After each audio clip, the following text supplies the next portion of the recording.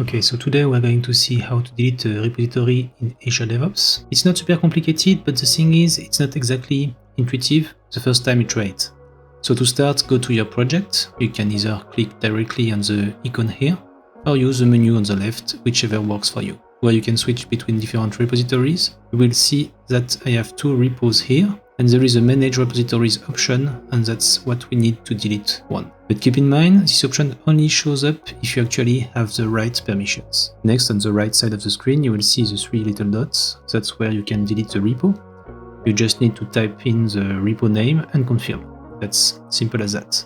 Now, if you want to restore a deleted repository, make sure to subscribe. I will probably make a video on how to recover them soon. But before I leave you, one very important thing. In the security menu, you can check who has permission to do what. To delete repositories, you need the proper permissions and the project level. Just go and check the right role. For example, if we look at the contributors role, you will see that delete or disable repository is set to not set. But if you are in the project administrators or project collection administrators role, you will see it sets to allow.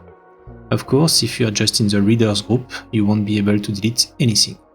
I made a full video about permissions in Azure DevOps. I will drop the link in the description.